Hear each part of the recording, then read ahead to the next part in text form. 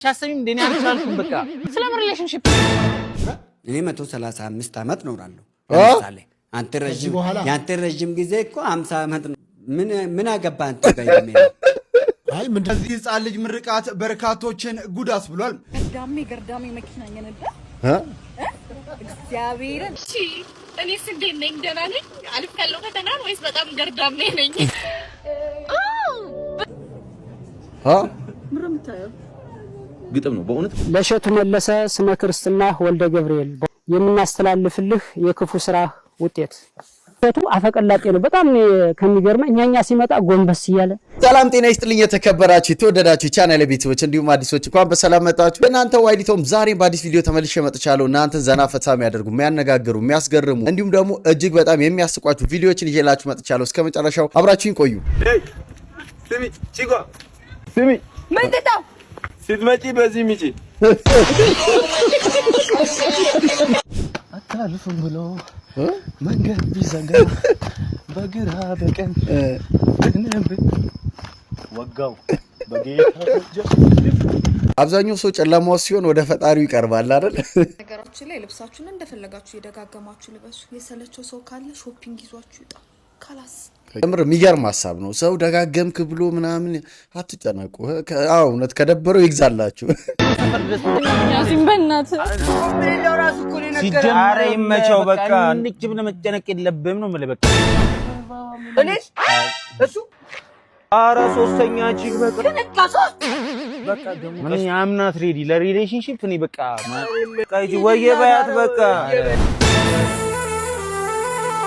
እኔ ነገርኩሽ አንዴ ደጋግሜ በቃ እኔ አልችልም በቃ ምን ነው ሰፈር ድረስ ያሲን በእናት ምንድነው የቺክ ማት ሰፈር ድረስ እንዴ ምን ይደኛል ሰው እኔ ሬዲ አይደለም ለሪሌሽንሺፕ በቃ አንቺ አሰብኝ እንዴ እኔ አልቻልኩም በቃ ሰላም ሪሌሽንሺፕ ዳምን ባልቀሳ ቸግሮኛል ብለ ተቀበልከኝ ብር እኮ ነው መልስልኝ ይያልኩ አትወራዳ አልቻልኩም እኔና በቃ ስለኝ ጠሮብኛል ይያልኩ ያሲን አንድ ብሬን እኔ 135 አመት ኖራለሁ ለምሳሌ አንተ ረጅም ጊዜ እኮ 50 አመት ነው እዚህ በኋላ 135 አመት አሁን 35 አመት ኖር ያለው ከዚህ በኋላ አሁን የ35 አመት ሰው ነው ትርሶ እኔ አሁን እርሶ ይለዋል። ታሪክ እኮ የረጅም አመት ነው። በ1992 እንግዲህ የህብር ፓርቲ ችግር ሆነ ከየት መተው ነው 2007 ነው የህብረ ኢትዮጵያ ፓርቲ ኦኬ ምን አገባ አንተ ጋር አይ ምንድነው ታዲያ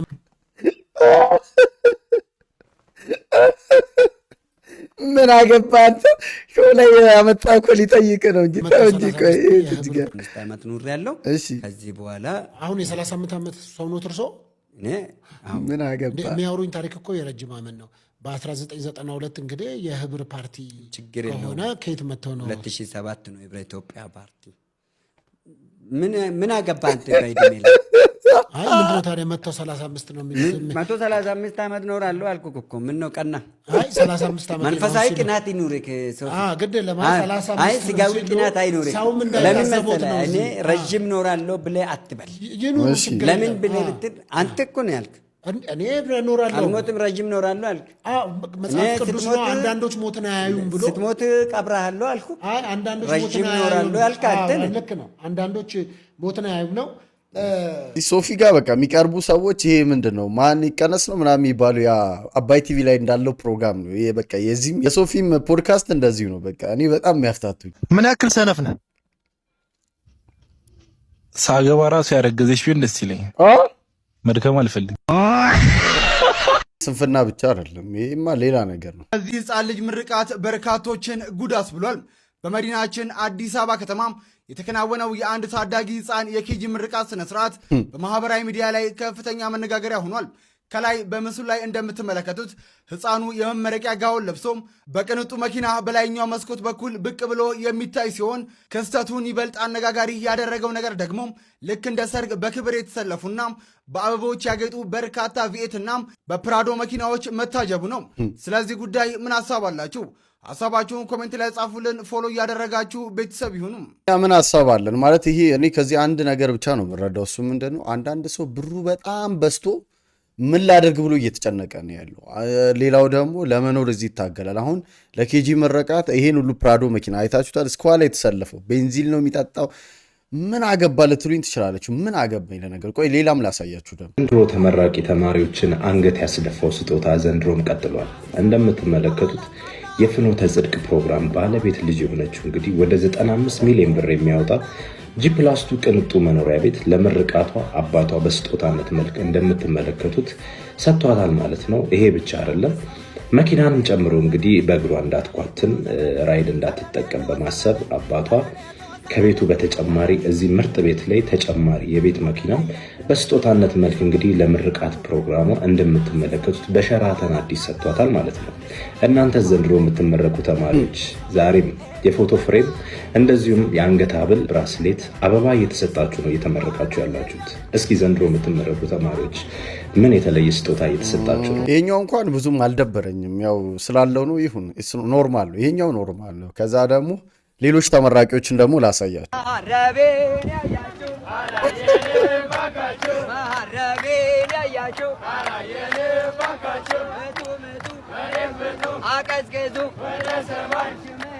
አይ ዋቻሞ ዩኒቨርሲቲ ነው፣ በሩን አውቀዋለሁ።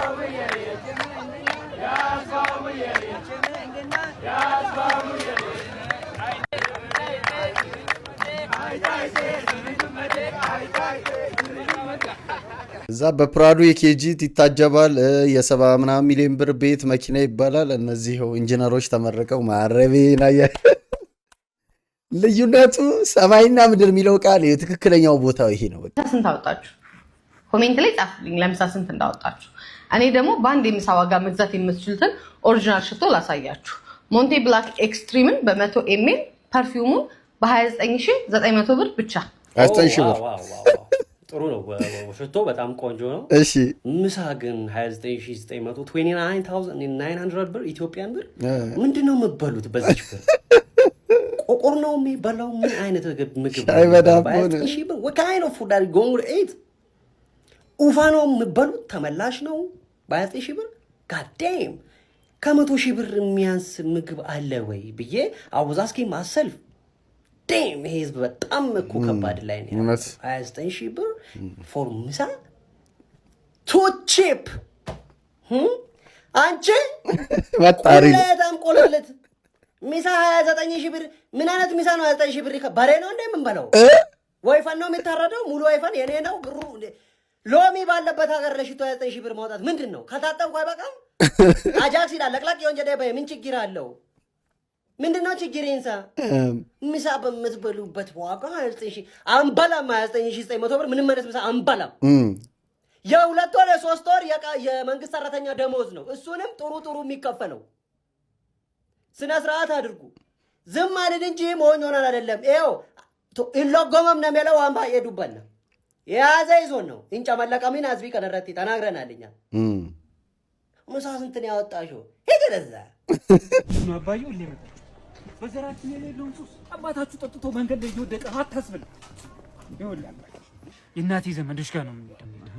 እንዲህ ብለህ መጠጥ እንዳቀምስ አልቀምስ። ቴብሉ ላይ ቢደረደር መጠጥ ከውጭ አንቀምስ አልቀምስ። እሺ አባትን መክረህ አንድ ተስማማ። አደራ አይ አፈር ያስጠጣ እንዲህ መክረህ ራስ መጨረሻ የሆነ የልጅ ነገር እንዲህ ነው። ወንድሜ ዳነኝ እያልክ እየተጨነክ ነው። ዳነ በቃ አትጨነቅ።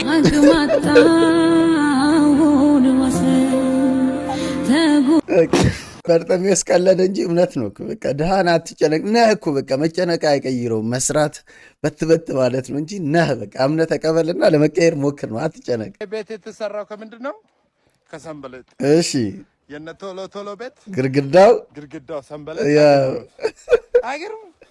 አይገርም ዝም ብላ አባባል አይደለም። እሺ ቶሎ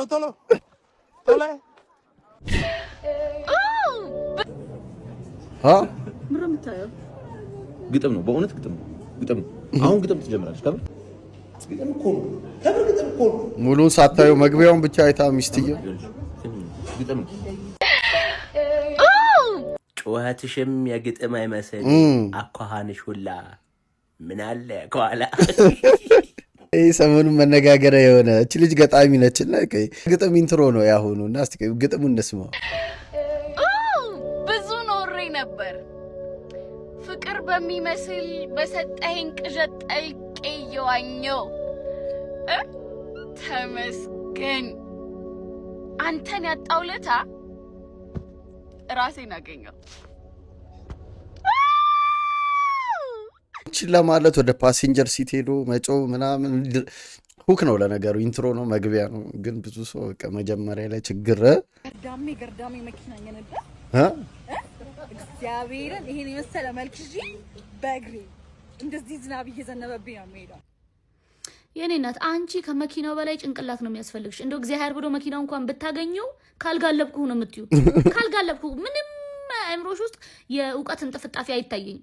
እንዲህ አይነት አስተሳሰብ ሰው ሲያስብ እንኳን በውስጡ ነው የሚይዘው። ሼም ይዞት ጭራሽ አደባባይ ያሽ እግዚአብሔር የልብሽን አይቶ ቱቦ ጥላጥላውን ነው የሚያስኬድሽ። እንኳን ላንቺ እግዚአብሔር አልሰጠሽ የልብሽን አይቶ ነው ጽልመት። እኔስ እንዴት ነኝ? ደህና ነኝ? አልፌያለሁ ፈተናን ወይስ በጣም ገርዳሜ ነኝ? ገርዳሜ መሰሉ ሰዎች እንዳለ መኪና የያዙ ሴቶች በቃ ተሰድበዋል። በዚህ ልጅ ገርዳሚዎች ይዘው እንዴት እኔ የለኝም ብላ በጣም ተቃጥለዋል። ይኸው መልስ። ለማንኛውም የትኛው መኪና መሸጫ ሄደሽ በመልክ መኪና አይገዛም የኔ ፍቅር። እሺ እኔ በታክሲ ሲሄድ የሚሰማኝ የነበረው ስሜት መኪና የሚነዳ ሰው ሳይ እኔ በታክሲ እየሄድኩ የሚሰማኝ ስሜት መቼ ነው ግን መኪና የምነዳው ብዬ ነው ማስበው እንጂ እኔ ከነሱ የተሻልኩ ቆንጆ ሆኜ እነሱ እንደ መኪና ይነዳሉ ብዬ በህይወት አስቤ አላውቅምና ትንሽ ፖዚቲቭ ሞድ የሚያስፈልግ ይመስለኛል። አይደለም ምንም ኮንትሪቢዩት ያላረግሽበትን መልክሽን ሰርተሽ ያገኘሽውን ገንዘብሽ ላይ ራሱ መመጻደቅ አትችይም። ምክንያቱም ሁላችንም ነገ ምን እንደሚያጋጥመን አናውቅም። ኦኬ ዛሬ የምንነዳው መኪና ነገ ልናጣው እንችላለን። ዛሬ የምንኖርበት ቤት ነገ ልናጣው እንችላለን። ዛሬ ያለን ገንዘብ ኤቭሪቲንግ ነገ ልናጣው እንችላለን እና እግዚአብሔር ሲፈቅድ ነው ሁሉ ነገር የሚሆነው። እግዚአብሔር እስኪ አንተ ፍቃድና ጥሩ ስራ ስጠኝ፣ መኪና የምንነዳበት ሁኔታዎችን አስተካክልልኝ ብለሽ መጸለይ ወደ ሰማይ። እሺ እኔ ፍቅር እስኪ ዛሬ ልምከራችሁ ዝም ብዬ አይ ነው ከኔ ጋር አይሄድም በኔ አያምርም፣ ግን ዝም ብዬ ቃል ላውጣ። የት ነህ ስትባል ለመናገር የማትችለው ቦታ ላይ አትገኝ። እውነት ነው። ሰው ነው ነገረኝ። ለኔም ግን ያው ላስተጋባ ብዬ ነው የሰማሁትን ለእናንተ ላድርስ ብዬ ነው። ነገርየዋ ዲፕ ነች። የት ነህ ስትባል ለመናገር የማትችለው ቦታ ላይ አትገኝ። አመሰግናለሁ። ላይ የምትመለከችው እንስሳ ስሙ ምንድን ነው? አቦ ሸማኔ ጉሬዛ ሸማኔ አይደለም። ቤቾ ጉሬዛ ጉማሬ ስፓርታ የት ሀገር ውስጥ የሚገኝ ከተማ ነው? ይሄን ካልመለሽ ማለት ነው ጉማሬ ያልመለሰችው እኔ ስፓርታ ስሙም አዲስ አላውቀውም። ቀጥለን ደግሞ ኮሜዲያን እሸቱ እንግዲህ ባለፈው ከገዳም ማስታወቂያ ጋር በተያያዘ በጣም ትችት ሲደርስበት ነበር ከአባቶች ጋር። በዛ ጋር ወጥቶ እሱም አስረድቶ ነበር። አሁንም ግን ይህ ትችት እየቆመ አይደለም። አባቶች ድጋሚ ወጥተው ቪዲዮ ተሰርቶ ሀሳባቸውን በዚህ መልክ እየገለጹ ነው። ለእሸቱ መለሰ ስመ ክርስትና ወልደ ገብርኤል በዋልባ እንዳልሻ ቅድስት ኪዳነ ምህረት ዘተስፋ ሐዋርያት አንድነት ገዳምና በገዳሙ ስም በተሰበሰበው ማህበረ መነኮሳት ስም የምናስተላልፍልህ የክፉ ስራ ውጤት ምን አገኘህ ልጃችን? እግዚአብሔር አምላክ ፈቅዶ እመቤታችን ወዳህ ወደዚህ የተባረከና የተቀደሰ ቦታ መጥተህ ነበር። በረከት ልትቀበል ቦታውን ልትጎበኝ ከአበው አባቶች ልትባረክ የእነ አቡነ ሳሙኤል የእነ አቡነ ተስፋ ሐዋርያት የእነ አቡነ ሚናስ የእነ አቡነ ምስራቃዊ በረከታቸው ሊያድርብህ አበው በሚስጥር ጠርተው ነበር። አንተ ግን ዋልባን አቃለልከው። የአንድ ባለሀብት መኖሪያ ቤት ያክልን እንኳ ክብር አልሰጠኸውም። ከጽሞናው ቦታ ከስውራኑ ቀዬ ከውግዘቱ ስፍራ ካልተፈቀደው ቤተ መቅደስ ሴት አሯሯጥክበት። አበው አባቶችን አሳዘንካቸው። መናንያን አርድእቶችን አሸማቀከን። የተስፋዋን ምድር ገዳማዊ ቅድስትን የመናፍቃን መሳለቂያ አደረካት። አስቀምጠን ቁጭ አድርገን ፊት ለፊት እየተያየን ስለ ቦታው ታላቅነትና ክብር እንዳልነገርን ሁሉ አንተ ግን እንደምንም ሳትቆጥረን ታሪካችንን ከቆሻሻ ውስጥ ቀበርከው። ይህች 12 ዓመት ሴት መነኩሴ እያልክ ያልመነኮሰችውን ገና ባመክሮ ያለች ለዛውም የአበው አባቶችን ውግዘት ጥሳ ዋልባን ያክል ትልቅ የቅድስና ቦታ በድፍረት ኃጢአት የኔ ነው የምትል ሴት ያሯሯጥክበት የቅድስና ቦታ ተራ የድራማ መስሪያ ሜዳ አልነበረም። የተባረከው የቅድስና ቦታ ዋልባ ነው እንጂ። ስለ ዋልባ ታሪክ ስንነግርህ፣ ስለ ቃል ኪዳኑ ስፍራ ስናብራራለህ፣ ስለ እውነታው ስናወራህ አንገትህን ስትነቀንቅ የነበረው ለካ ከአንገት በላይ እንዲሉ። በዚህ ጉዳይ እንግዲህ እሸቱ ቪዲዮ ሰርቶ ነበረ ባለፈው። ይቅርታ ብሏል። ይቅርታ ማለት ያለብኝን ነገር ይቅርታ ልበል ብሎ ይቅርታ ብሏል። ግን ከዚህ በኋላ ነው ያ ነገር ከተፈጠረ በኋላ ነው እግረኛው ሚዲያ ኮንታክት አድርገውት ይሁን እሱ ሄዶ ይሁን ብቻ እዛ ቦታ ላይ እግረኛው ሚዲያ ሄዶ ነው ይህንን ዶክመንታሪ የተሰራው ይህንን ሀሳብ እየሰጡ ያሉት። ከዚህም በተጨማሪ ሌላም ነገር እየተባለ ነው። አፈቀላጤ ነው በጣም ከሚገርመኝ እኛኛ ሲመጣ ጎንበስ እያለ እሻባስ በጣም ለስላሳ እንደበስ ነው ያለው። እኛን አላቆየን በደቂቃ ነው ያሳመነ። እንደዚህ አርጌ ምንድነው ያለን ፕሮጀክት ልሰራላችሁ የሆነ እቅድ ምናምን በቃ አቅዳችሁ ሰጡኛላችሁ ሰራላችኋለሁ ነበር ያለን እንጂ እንደዚህ አይነት የተዳፈነ የታሪክ ብልሽት ያመጣል ብለን አላሰብንም። ነገሩ አሁን ላይ ትንሽ የጠነከረ ይመስለኛል። አሁን ግማሽ ሰዎች ምንድነው እግረኛው ሚዲያ ላይ ነው ሐሳባቸውን እየሰጡ ያሉት። በቃ ይቅርታ ጠይቋል እዛ ጋር ይሄን ነገር መደረግ የለበትም አባቶቹም ቢሆን አንዴ ይቅርታ ስለጠየቀ ይሄ ነገር ደጋግሞ መነሳት የለበትም እያሉ ነው። እሸቱ ምን እንደሚል እንግዲህ እንሰማለን። አንተ በዚህ ጉዳይ ምን ታስባላችሁ? ታየኝ እኮ የቀብሬ ቀን ፀሐይ እንዳይጎዳው መነጽርና ኮፍያ ማች አድርጎ ለሚመጣ ህዝብ ሲጨነቅ ቀለኛ እንዴ ሸምሴ ወይ አንተ ልጅ ምን ሆነ ጥቁላ ጀመረ እንዴ ማለት አንተ የሚያወራቸው ቃላቶች እንዳለ ምንኛ ናቸው? እንዴት ምን በጣም ተበላሽቷል ይሄ ልጅ ግን ምን አረገ? ና እስኪ አንተ የሚያወጣው ቃላት ቅድም ያልከኝ ንገረው። ቅድም ባክ ፋቸራን ዋሽተለ አንተ ልብ ጀመረ ይልሽ ምን ማለት ነው? ያያነ ፋራና ገባም ያለኩ እኔ አረ ምን አይነት ዘመድ አንተ አባት ላይ ተነሳለህ? አረ በይ አንተ ስማ ና አንተ ተቆጣውና አንድ መታ አንተ የምትለው ቃላት እኔ ገብቶኛል። ምንድን ያልከው አሁን ድገሞስ? ፋያው ያራዳ ልጅ ነው ፋያው እሺ ማቻላርፍ መች ስለሆነ እንደዚህ መች እንዴ ፋዳው ከሱ ይባሳል እንደምኳ ሰጭማ እቺ እኔ ማችለት ነው ጩቤ ነኝ። እሺ ታንተ የባስኩኝ አንተ እንደው ማለት ነው አንተ ሰጭገጤ ፋችራና ጌችጃ የቴደ ያወራው የቴደ አንተም ትንኩላ ጀመር ሰምም ተበላሽተናል። አጠገቤ እንደደር ፋችራ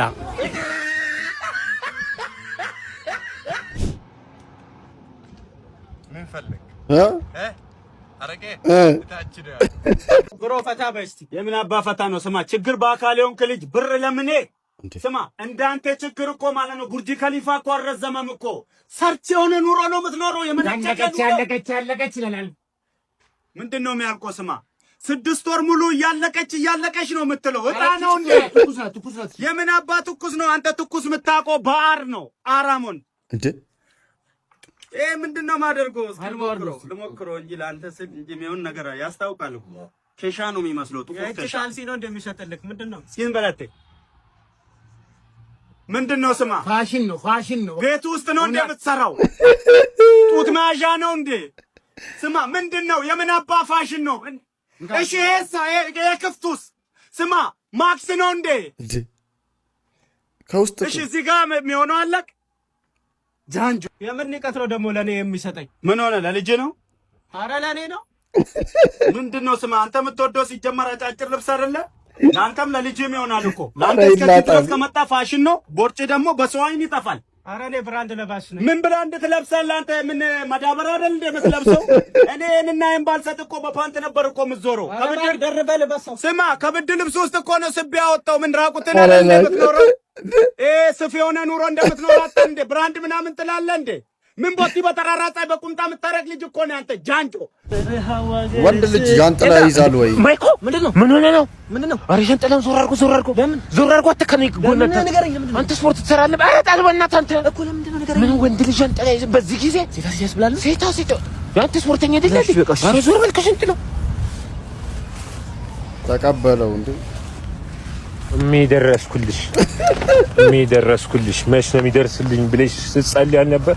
አድጌ ጃንጥላ ይዤልሽ መጣሁ ገዝቼልሽ ከልጅ ባስጥሎ ወንድ ልጅ ጃንጥላ ቢዝ ምንድነው ችግሩ? እኔ ያው የማይገባኝ ነገር ነው። አክቹአሊ እኔ አሊዝም ስለማይመቸኝ አሊዝም። ግን ከጾታ ጋር ለምንድን ነው ጃንጥላ? ጥላ ወይ ፀሐይ ወይ ዝናብ መከላከያ ነው አለቀ። የወንድ ጃንጥላ አለ የሴት አለ። ገባችሁ? ከለር የሌለው ምናምን ወንድ ልጅ ቢዝ ኖርማል ነው። ግን ወንድ ልጅ ሲይዝ አንዳንድ ሰዎች በጣም በቃ ፋውል አድርጎ ያስባሉ። ግን እኔ እንደዛ አይመስለኝም። ምንድነው ችግሩ እንዴ? አረ ሴት ልጅ እንዴት ሰውነቷ እንዲሆናል? እሺ ወይ የተውሽን ቦታ ላይ እኔው እዛው ነኝ እባክሽ ብቅ በይ አንዴ ነይልኝ የተውሽን ቦታ ላይ እኔው እዛው ነኝ እና ከዚህ ጋር ላለው እና ከዚህ ጋር እውነት ነው ሽሮውን መጠን እየወጠወጥክ ነው እንጂ ከባድ ነው። ፍቅር እንዲዘኝ እኮ እፈልጋለሁ፣ ግን ከሰኞ እስከ ዓርብ ስራ ነኝ። ከዛ ቅዳሜ ደግሞ ልብስ ማጥበበት ቀን ነው። እሁድ ገነት ጋር ፀጉሬን ተሰርቼ ለሰኞና እስከ ዓርብ አቅዳለሁ። እና መቼ ነው ፍቅር የያዛችሁ እናንተ መቼ ጊዜ እንደምትሰጡ ለእኛ ለሲንግሎቹ አንዳንድ ኢንፎርሜሽኖች ኮመንት ሴክሽን ድሮፕ ብታደርጉ፣ ሲንግሎች ደግሞ ጊዜ እንዴት እንደምናብቃ ላከልሽ ንፍጣ ሲንግሎች ደግሞ ሪሌሽን ውስጥ ያሉ ጓደኞቻችሁን ሰብሰብ አድርጉና ይምከሩ። በፊት ላይ እኮ ጅንጀናም ነበር። በቃ የሆነ ወንድ ልጅ ከፈለገ ጀንጅኖ አብስሎ ቴሌግራም ላይ ስንት ሰዓት ሙሉ። አሁን እኮ ቀረ ጅንጀና፣ ቀጥታ ወደ ገደለ ነው ወንድ ሁሉ። በቃ ቀጥታ ወደ ገደለው። በቃ እንተኛ እናርግ። ጊዜው ነው። እንደዛ ነው የምትሉት። አይደብርም? ግን ቆይ ከተበደሩልኝ አላልኩ፣ መሬት ሽጣችሁ አምጡ አላልኩ። የተቀመጠልህን ልብ ቅርጽ ጠንቆል ማድረግ ያን ያህል ከባድ ነው? ሪንግ ላይቱን ሽጠን ጃብሎን ጀምር፣ በሊቢያ እንውጣ። አላህ በእናንተ ሊፈትናኝ ነው። ላይክ አርጉ፣ በአላህ ፎሎ አርጉኝ። ምን ያርጉ እንደምትሉን እኮ ግራ እኮ ነው። አሁንም እያየኸኝ ነው። ፎሎ አረክ አላረክ? ኧረ በአላህ ንካው፣ አይቆጥርም። እኛ አበሻዎች ምን እንደሆነ ችግራችን አላውቅም። ማለት ቪዲዮአችንን እኔ በጣም ነው የሚገርመኝ። ማለት የቪዲዮ አናላቲኩን ከፍቼ ባሳያችሁ ቪዲዮን ከሚያየው 80% ሰብስክራይብ አላደረገም። በቃ ዝም ብሎ ያያል። አንዴ ብቻ እኮ ሁልጊዜ ቪዲዮን ያያሉ፣ ግን ሰብስክራይብ አያደርጉም። ማለት እኛ አንዳንዴ ከእናንተ የምንፈልገው የእናንተን ሀሳብ አስተያየት፣ ሰብስክራይብ ማድረግ፣ ላይክ ማድረጋችሁ ይጠቅመናል። ማለት እዚህ ጋር እኔ አላውቅም እየየ ማለት አልፈልግም፣ ግን እባካችሁ ሰብስክራይብ አድርጉ፣ ላይክ አድርጉ። የዛሬው ቪዲዮአችን ይህን ይመስላል። ቻው።